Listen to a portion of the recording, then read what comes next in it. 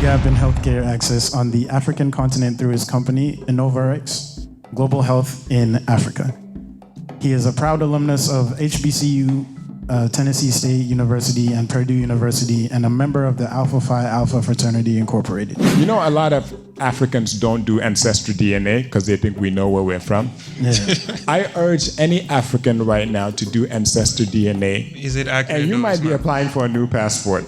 We as Africans on the continent, we haven't held up our end of the bargain. We've lost the war when it comes to information.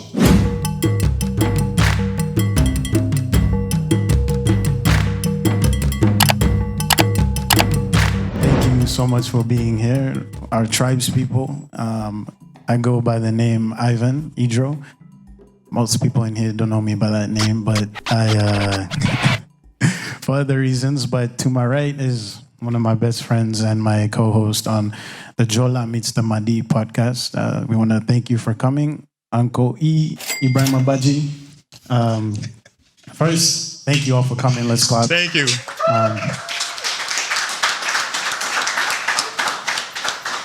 Everybody looks so beautiful, but They sure do. Huh? They sure do. But yeah, thank you for coming. Today we are doing a live podcast recording with a very, very highly esteemed guest.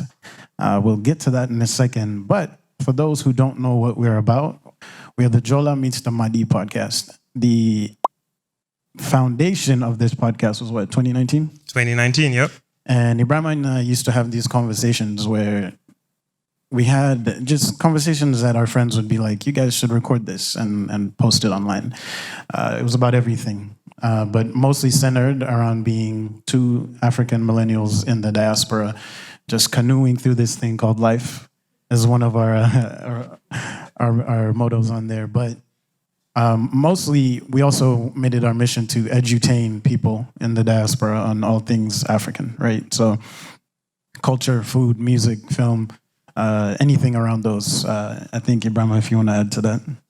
No, I would just say we have this term for Gambians where we sit around the bantaba and we have conversations on different topics. It would be football, politics, how our families are being raised and all of that. And it's usually a lot of banter.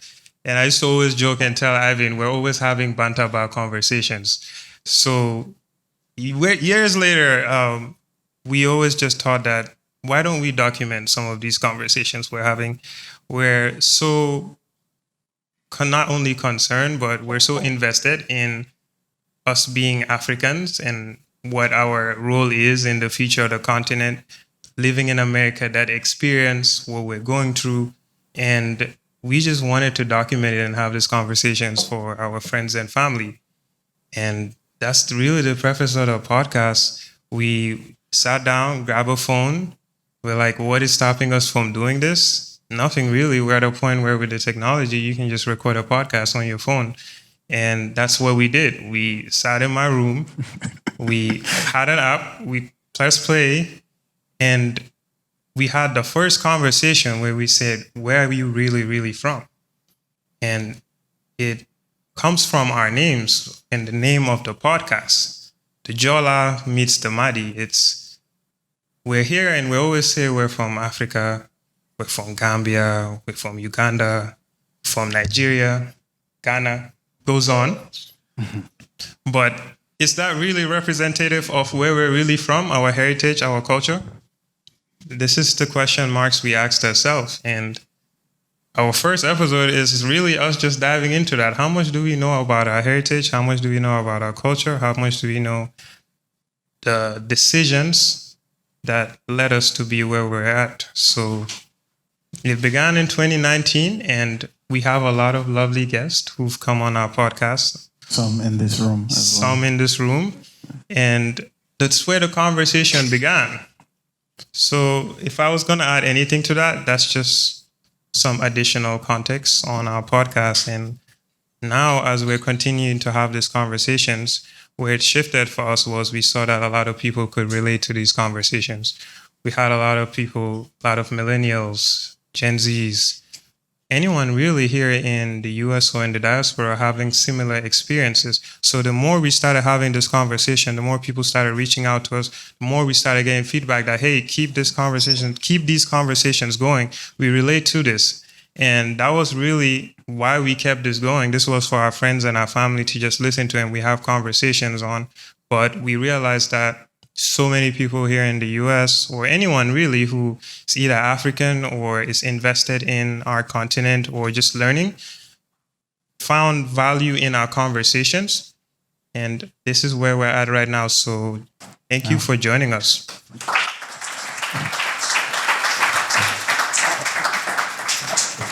Yeah, so to build off that, we're coming off of season 5, which was very pivotal for us. Essentially, the podcast, Boys Don't Blue, that's what happened. No, it was very pivotal because I think you keep after something for a while, you get good at it, and you see the fruits of your labor. And so I've seen a lot of growth in all of the channels that we're on, YouTube, TikTok, Instagram, and a lot of people have engaged with our content. And so the plan is to keep going, and how we're going to do so is we launched a website. So remember when you were putting your emails in at the door? We got you. No, the purpose there is, what was that? No, the purpose is, so we launched a website, and the goal with the website, as you can see here, is jolameetsthemadi.com, is to be a one-stop shop for anything diaspora related, right? So the purpose of you putting your emails there was so that we can send you a bi-weekly newsletter called The Bridge. And the idea behind the name, The Bridge, is to bridge the gap, right? So the motherland and home, or the motherland and then where we are in the diaspora. The goal of the newsletter is to be informative, at the same time still edutain you on anything you might find relevant. We have an amazing team who's helping us with put that together. So Eva, please come up here and use. But yeah, thank you, Yusufa and Eva. They're amazing people. They work really hard. And yeah, so you guys have sort of an idea of what the newsletter is going to be about. It's not just, it's all things considered, right? So a one-stop shop. We're going to have a blog on the website that you can engage with.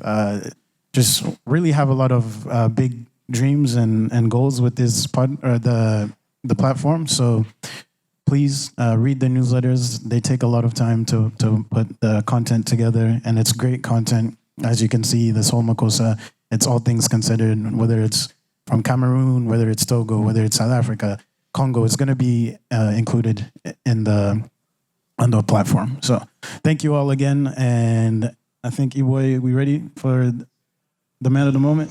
We sure are, bro. Yeah, so the reason we actually, so there's two things today, but the main event, the man of the moment right now is Dr. Ismail Badjie, who is, let me actually just read for you guys how big of a deal this is. So, Dr. Before Ismail. you read, Ivan, just to take note, he was our second guest. He was doing our first season.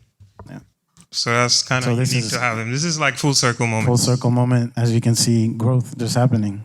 So Dr. Ismail Badjie is a Gambian-born U.S. citizen who spent his early childhood in Belgium and New York as the son of a Gambian diplomat.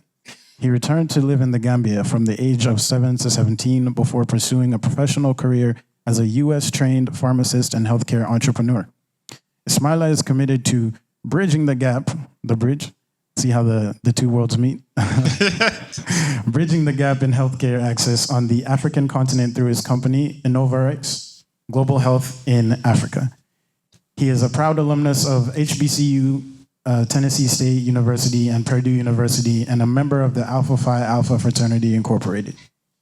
Ismaila remains passionate about contributing to humanity and is intentionally curious about a wide range of interests that align with his goal of contributing his quota of goodwill and creativity to the world.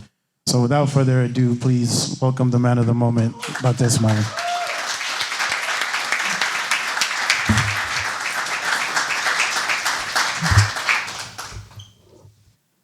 Dr. Ish. Welcome to the pod. Thank you, gentlemen. I'm proud of you guys, man. I really am. As many of you have already got the copy of the book. I think you all got signed copies. Life as a Hyphen. I think this title is very telling. It's very comprehensive and encompassing of what the book is about. I guarantee that you'll enjoy the read, but to further validate my claims, we have the author himself here. And so, Dr. Ish, welcome. Let's start. How has life been lately? All over the place, but for a good reason. I tell people this is the most chaotic but most alive time of my life. So I'm just appreciative about everything that's happening. And you've been up and down quite a bit, right? Traveling? I travels all over. Yeah, I think my life for the past 4 years has been a boomerang between the continent of Africa and Charlotte, North Carolina, where it's home with my beautiful wife and daughter. My wife is here, Adama. So yes, it's been it's been a reintroduction to a lot of things, but a lot of travel, a lot of times away from the USA, a lot of times away from Gambia sometimes. So it oftentimes feels like every 2 to 3 months, my identity has to switch again. Yep. And I remember that I'm Black when I arrive at whatever airport I land. So it's been very interesting. And on the backdrop of that as well, too, the past 4 years has allowed me to get to know my parents for the first time and for them to get to know me for the first time in my life. Yes. So it's been a beauty in that as well. So we're going to take it back. Yes. When we have guests on the show, the first thing we say is, where are you really, really from? So I know you're my big brother. Yeah. But fam, where are you really, really from? So it's interesting. I have a shirt on that says Kankurang. Kankurang it's actually, I think it's Maninka of origin. It's a mythical masquerade in Africa. Oftentimes they participate in a rite of passage for boys who undergo circumcision. So if you look at Kankurang, you'll probably see an image of a masquerade that is of Gambian origin. Very mythical. It's just all of that stuff. Kankurang is also a small village in the southern banks of Gambia where my grandfather was born. And this is something I found out as recent as maybe a year and a half ago. My older sister is in the audience. So there's things about my life that I'm finding out in my mid to late 30s. And Kankurang is actually one of them, because for the longest, we thought we were from a different village until we recently found out that our original roots, my grandfather, Ismail Badjie, was actually born in Kankurang. So I think that's where the Badjie lineage at least begins. The rest, I honestly don't know. I could be from Guinea-Bissau. I could be from Nigeria, but that's the beauty. No, not Nigeria. Please. No. But I think it's that's the beauty about it, because oftentimes Africans, we lie a lot as if we know where we're from. Most of us can't tell you 2 generations past where we are from. And I've had the privilege of traveling in Africa a lot as well. And my identity is ubiquitous, right? Nobody could tell where I'm from by looking at me. When I'm in Nigeria, they think I'm Igbo. I could go to Ghana, they think I'm Ghanaian. The average Gambian may look at me and look at us and say, you don't look Gambian. I'm just African. So, and part of the book is there's a chapter I talk about life as a hyphen where I'm African. I think I'm from the western part of Africa. That's what I identify the strongest with, is my identity as an African. But I have a Gambian cultural background and heritage by virtue of my mother, who's really Senegambian and not even Gambia. That's a whole nother chapter about You can go down that. the number the white men did on Africa. Yes. But I think I'm just African, and I'm so proud when I say I'm African, because every Black person in the world is African. And that's where I lie my identity. But Kankurang is something I'm very proud of. And my grandfather, who's all of our ancestors, live in us all.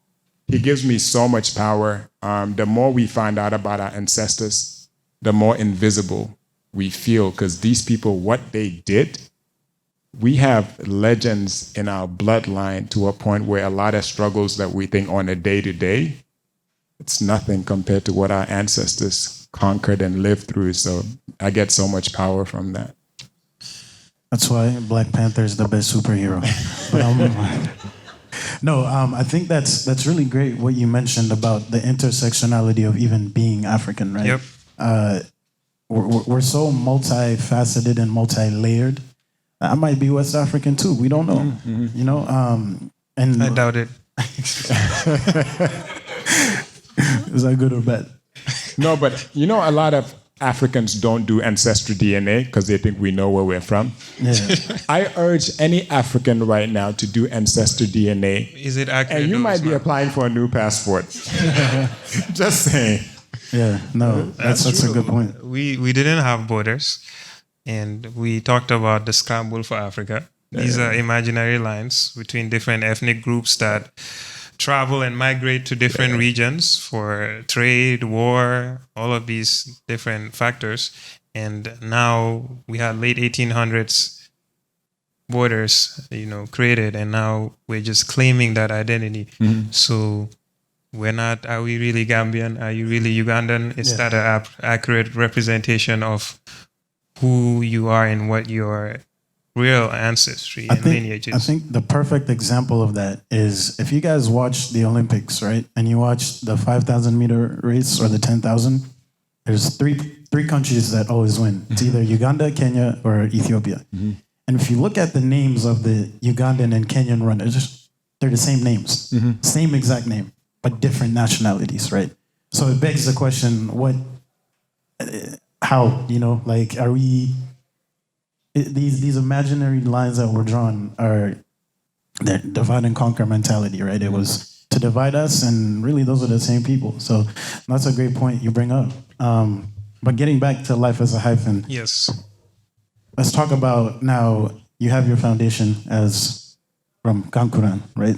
But then you have this tender age where you're living not in the place you call home. You're living outside of it.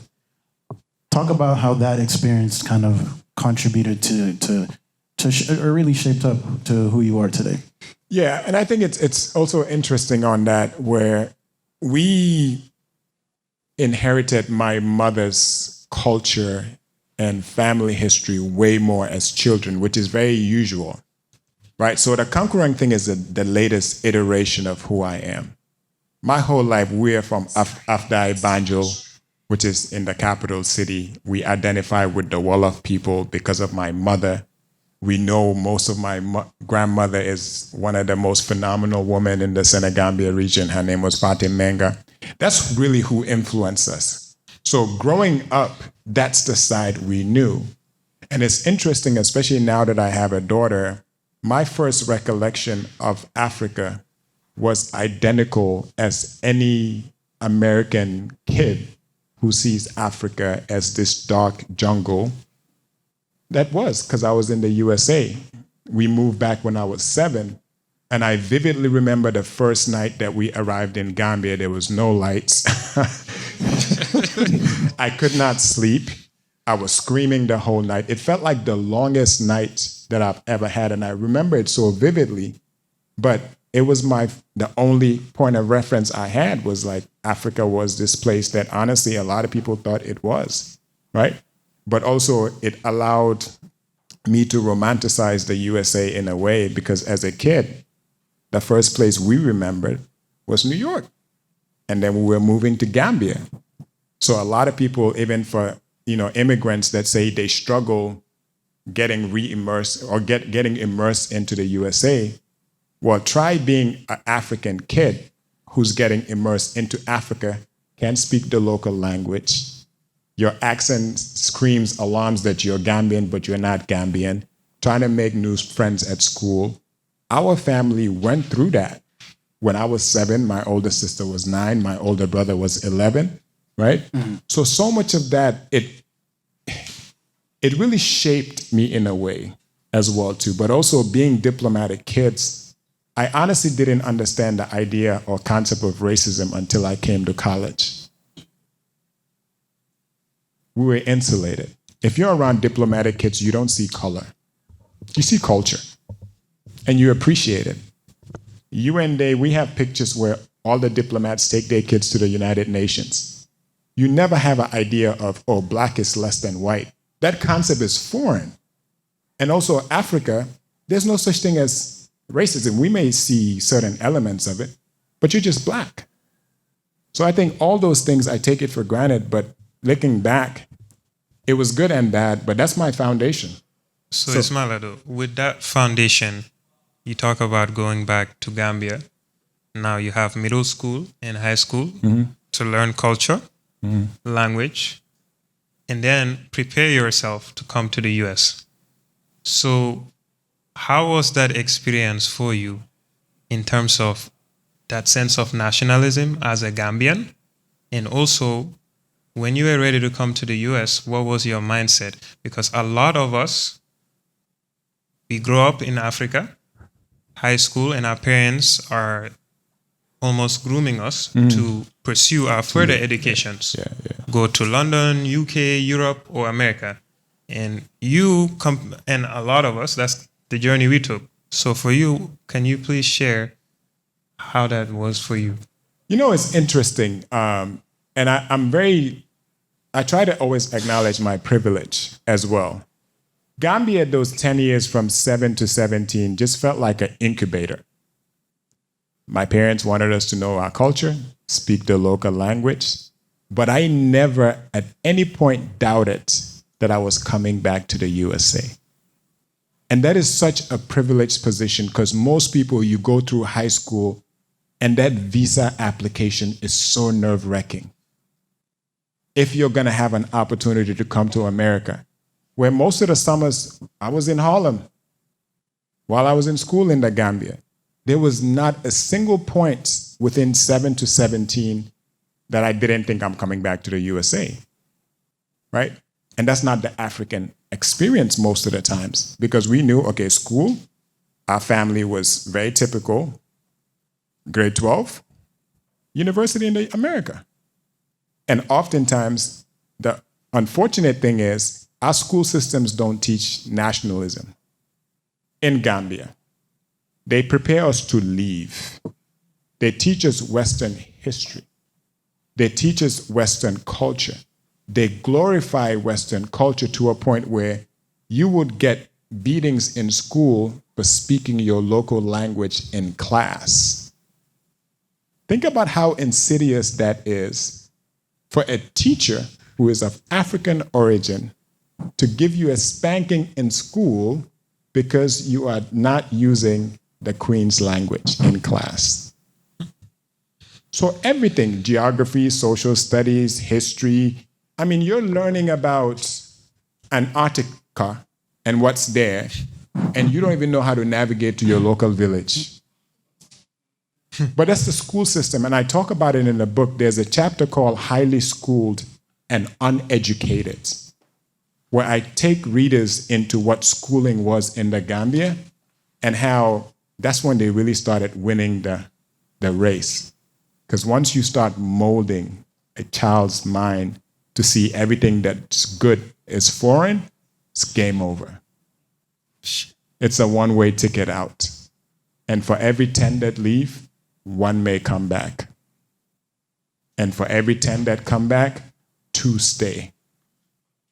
And some people just go there to die, which is what the president of Russia actually said.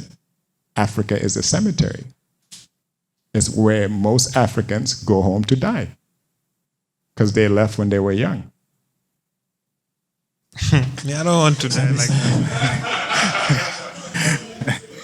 So, Abzo, can you give us also a perspective in Uganda, you coming at a much earlier age compared to Ismail's version here? It doesn't stray too far from that. So, I mean, till this day, I go home and I'll be talking to Ugandans, and they know more about America than I do, right? And I sit there and I think like, no, that's two-parted, right? Because there's also the idea that Americans only care about America, so they have a very like myopic worldview. But I remember I was talking to a guy. I was in a village in a place called Lira in Uganda, very far away from the capital. And this guy was telling me about how Alaska. He was telling me about how in Alaska during the pandemic, UPS or Amazon had the highest trade route in Alaska, and all these shipments came through Alaska and everything. And I was like, why do you know this? Like,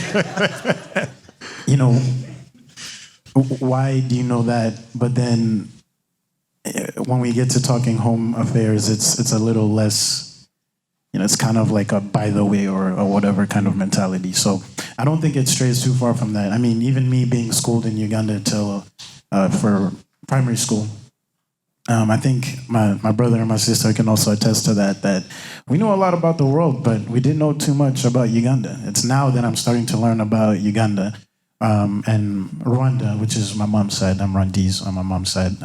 I'm now getting to learn about those two countries, right? I'm getting to learn about the culture a little bit deeper. I'm getting to learn about the history of it. And I'm a history buff, right? So anything historical, I'll try to learn. But it's now that I'm learning it because I had to put in that effort.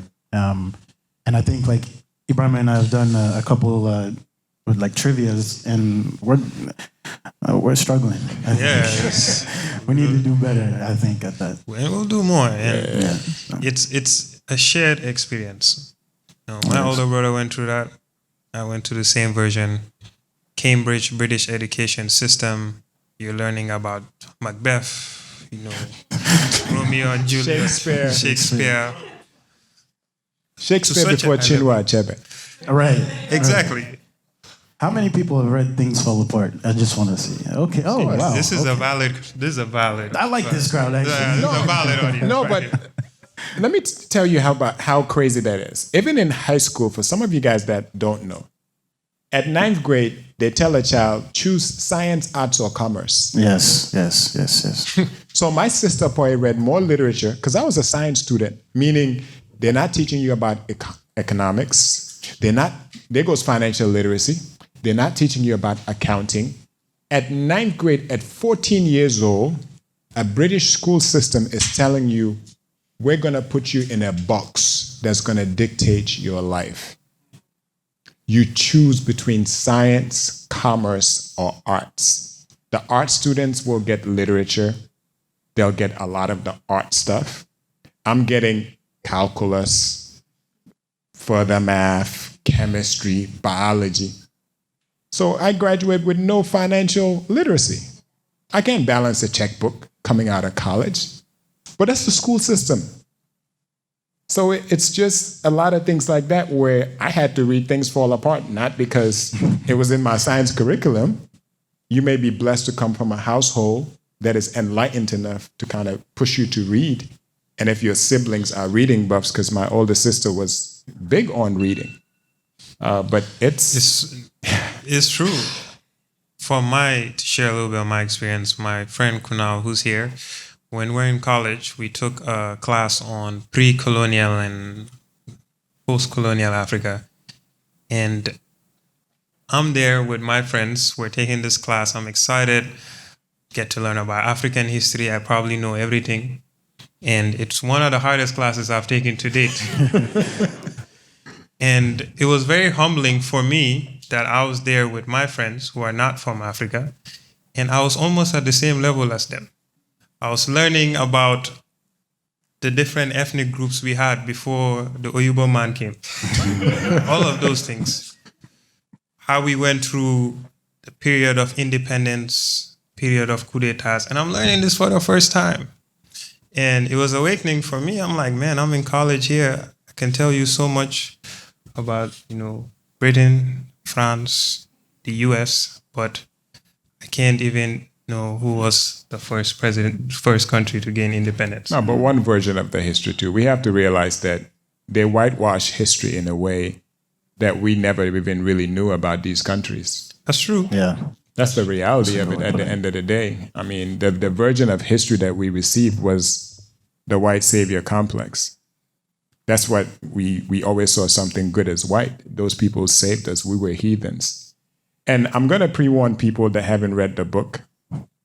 There's topics that are going to be very uncomfortable, especially when I talk about my identity as a Black man and how the world has treated our humanity for so long. Because people get tight when you start talking about it as well. So I think even the history that we receive of colonial masters wasn't the full history. They gave us the version of the history that made us say God save the Queen as much as possible. And then we move forward. And these are not things in the past too. Like there's still nations in 2023 that King Charles is the head of state. It was a deliberate effort, Anzo. We talked about it. It's deliberate. 90% of our historical artifacts are kept overseas. Right. When the French came to Mali, to Timbuktu, the first thing they asked for were where the manuscripts were. Mm-hmm. And they took them away. So our sources, our proof of concepts, are in museums, in lands that colonized us. Yeah. But to go back to the book, Anzo.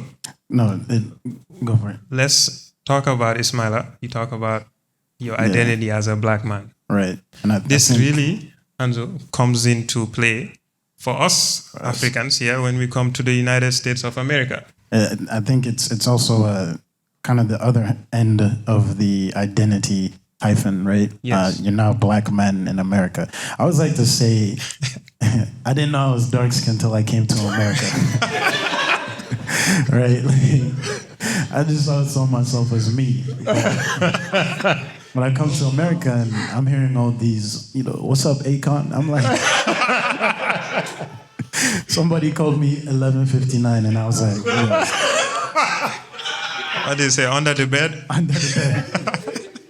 But no, so obviously this is now a completely different experience. It is. Right? You're coming from back home where we don't even think about things like this, and then boom, you're put into a place where let you talk about that part. Yeah. That body is a chapter called That Body that I talk about just the Black person. It's interesting because I'm 6'5". Most people that know me professionally know I wear bow ties and fitted shirts, sometimes really too tight shirts. And I've started leaving America for periods at a time. So it's like a light switch. The moment I land in Gambia, my identity disappears. I forget that I'm Black. I'm just me. The moment I arrive in the United States, I remember again that I'm Black. And it's interesting, especially for Black men and Black women in different ways. And the chapter I talk about how this nation has had this curiosity with the Black body. And it typically elicits two emotions oftentimes, right? It's either fear or excitement, as in you're doing something with your body that entertains or excites them, right? And I had a moment even this morning with E-Boy. We were at a coffee shop downtown.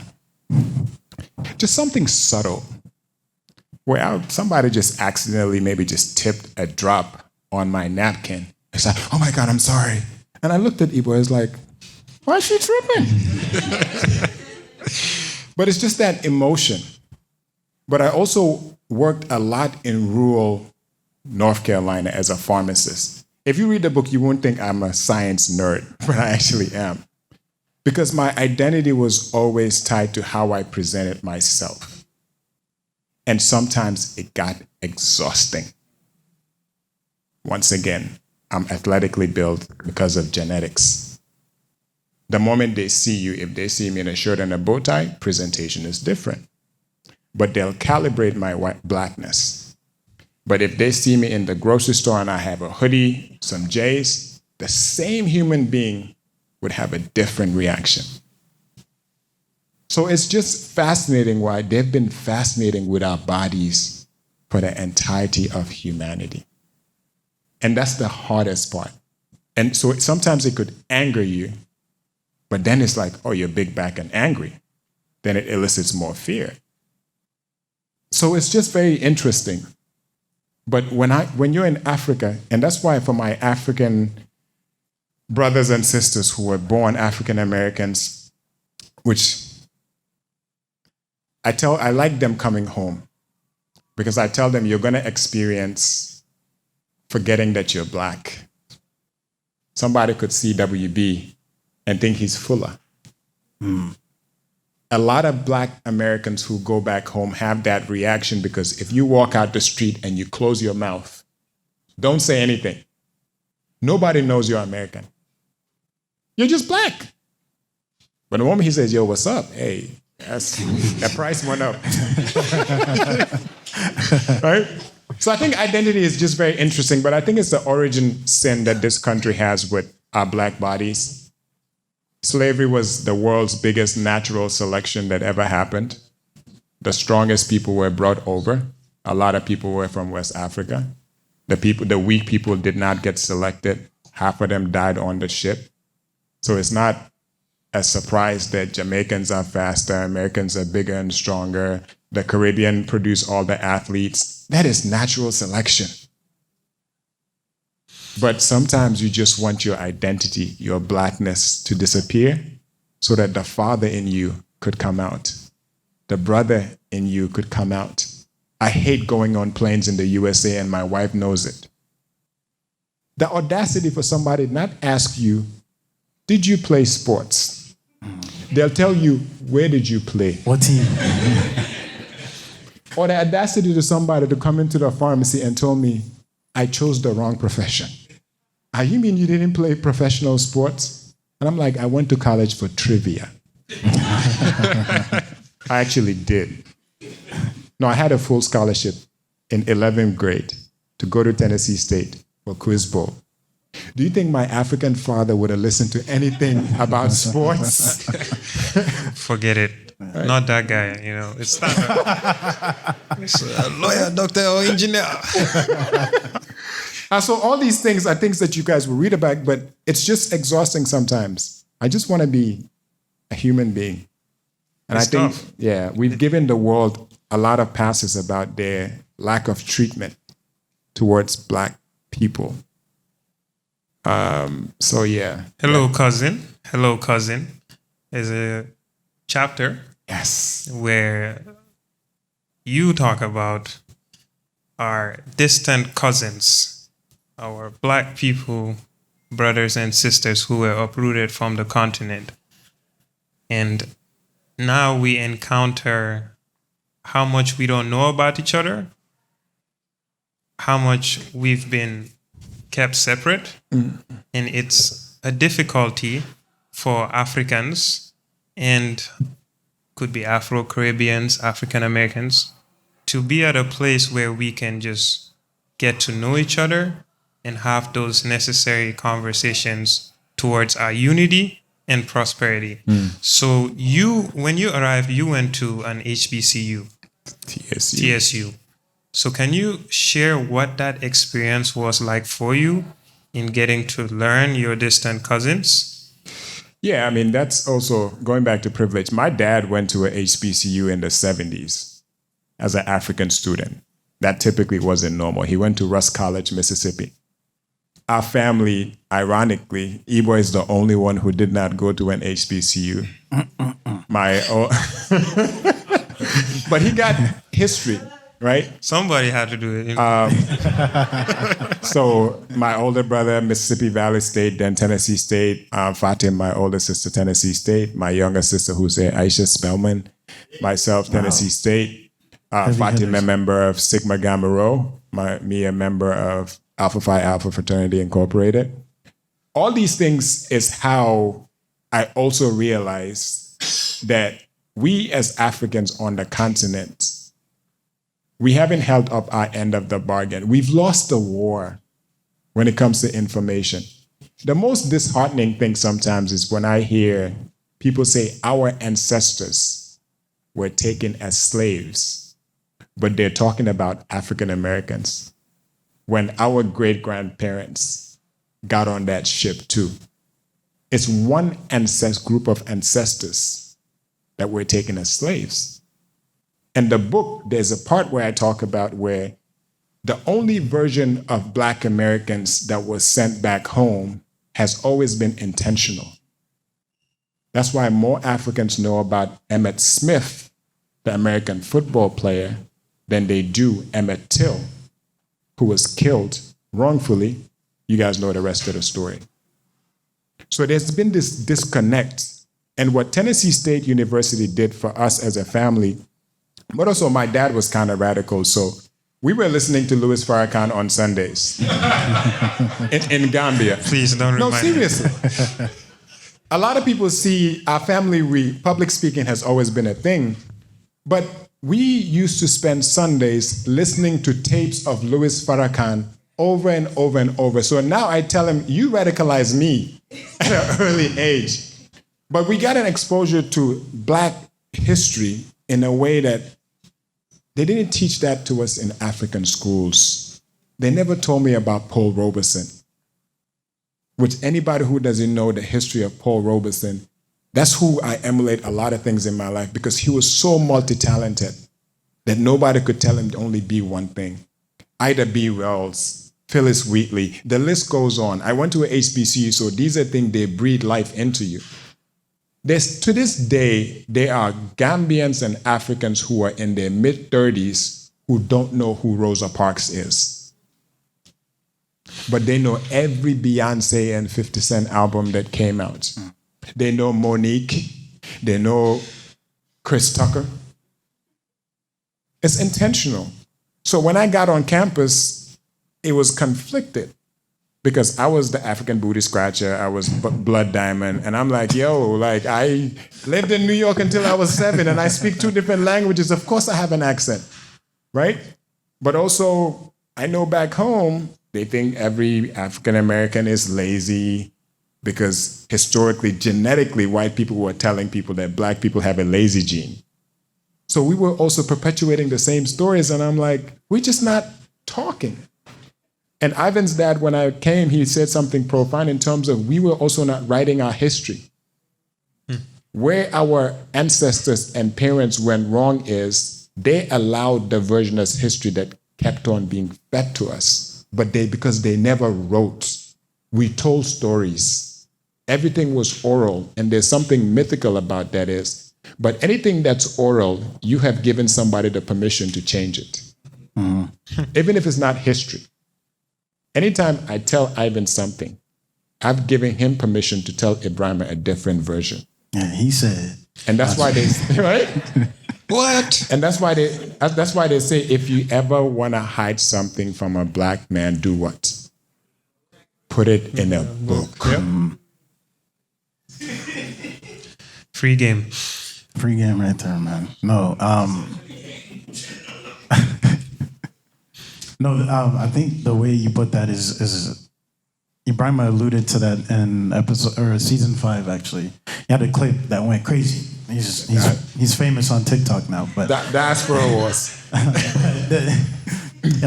essentially what the message there was is that we owe it to our ancestors to be not only their wildest dreams but also to celebrate them, right? So. We owe it to the Rosa Parks. We owe it to that whole class of pioneers that did the groundwork that allowed us to now be in a high-rise building listening to our own selves talk about, prophetic tales of freedom while having a lovely view. Like that groundwork was laid so early, and if we don't know that history and we don't celebrate it, we're just doing ourselves a disservice, right? So I think that it's important for us to know these things and write them down, right? But coming around, I think full circle now to even the audience, the main audience of this book, who is your daughter, right? So the first, I want to say that everything in that, the chapters around those are my favorite because it challenges now everything we know and everything we have known about being a parent. And I think that you step into this realm of like, here's been my life so far, but now it's upside down because I'm living for this person, which is your daughter, right? Talk us through that about now becoming a father, and then I believe the spirituality in you, that one was my favorite. And then the curse of ambition, right? Those are all amazing things, but just talk us through now you're a father and your whole world dynamic just changes. Yeah, I mean, I think there's a lot of parents in the audience as well too, so I'm not gonna describe that feeling of making a choice to bring a being into this world. And there's always two components to it. There's nature. If you look at my daughter, you know I'm her father. That's nature. Sometimes even their mannerisms, that's nature. Nurture is when it gets tricky. And that's the biggest burden of parenthood. Their environments, their state of mind, their self-worth. It's the biggest thing. But for me, it's love. I tell people, Life as a Hyphen, the book is a love letter. If you really read it properly, it's a love letter to my daughter. It's a love letter to Black people around the world. It's a love letter to my country. It's a love letter to America. It's a love letter to myself. There's a saying in our language, Kula Bugamola Sonal. It translates to something or someone you really like is the only thing or person that you keep criticizing because you want it to be better. It comes from a place of love. But also my daughter scares me because I don't want her trying to figure out who her dad is like I was in my 30s, trying to figure out my dad, trying to have him figure me out. And as human beings, we often think that we'll remember things. We're not built to remember. God protects us sometimes by making us not remember the bad things especially. That's why most mothers, after birth, eventually you forget the pain, because if not, you wouldn't have the child again. But the book, that's why most of them pay attention. There's dates in which I wrote them so that she could know exactly how I felt in that moment. And that's something so powerful because oftentimes how we feel in a moment is fleeting and emotions could be extremely strong. That's why journaling is powerful for some of you guys that journal. I encourage it. Anytime you feel any sense, strong, something, a thought, a feeling, write it down for yourself. But for Aisha, it's so important because spirituality, identity, nationality, womanhood, being a product of a very toxic male patriarchal system that is Gambia and Africa for the most part. I never conceptualized having a daughter before Aisha because as boys, you look for that boy. I'm trying to see, hey, my dad didn't let me play sports. Project Mbappe. That boy better be, right? Going to the league, bro. And raising a child in America is scary. Because the nurture, Disney's telling them they could be gender neutral, and there's nothing wrong with that. For some people, that ain't African though. And I reserve the right to protect what information my daughter receives, because when I was growing up, it was never gray. It was black or white until you were old enough to make your own decisions. If not, you didn't have a home. And after you got your butt whooped, in my case, by my mom and my dad. And my mom is about 6'2", 6'3", guys. We were not a problem for her. Right? And spirituality too, I've always struggled as an adult. I'm very honest about this. I tell people I'm a spiritual person and not a religious person. Because I always wanted to understand the why behind certain things. But also as an adult, I started reading different religious texts, and I started seeing the same message in all of them. But also on the backdrop, going back to my blackness, I always wondered, why did my blackness ever supersede things? Because the way spirituality has also thought from a black man, it was never from a position of power. It was never from a position of strength.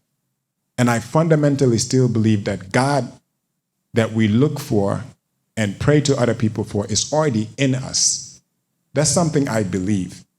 So that chapter, spiritually in you, that's me telling my daughter how I've struggled to reconcile faith and how I understand it. But in a way, reminding her that goodness is what you should be chasing, and losing yourself in the service of other people.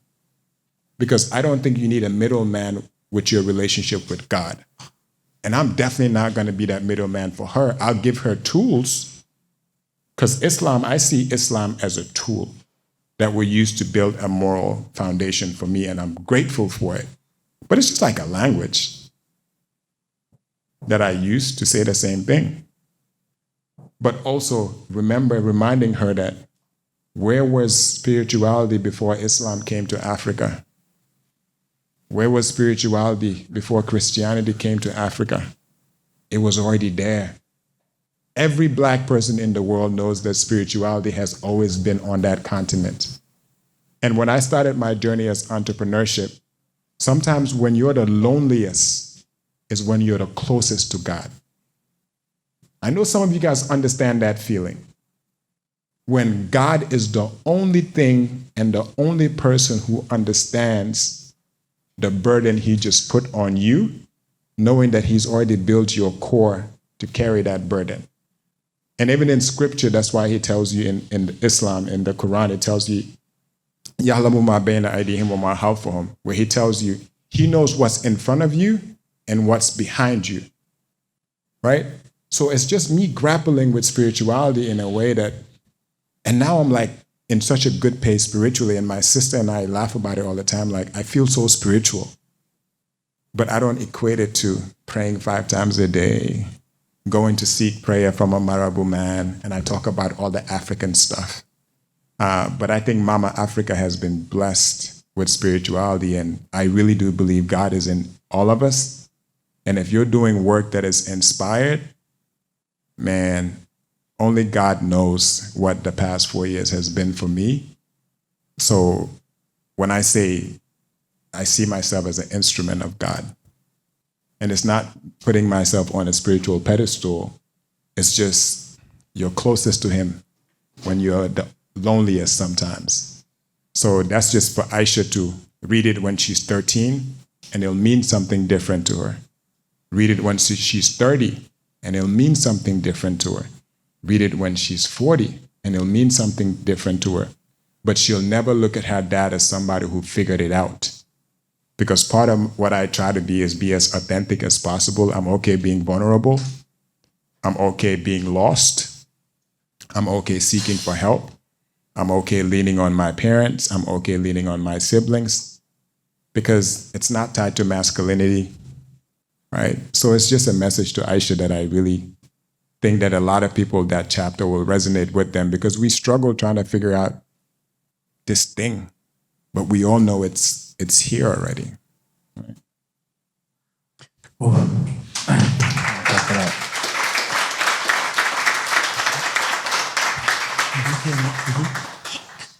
Man, it's like I'm at loss for words really right now.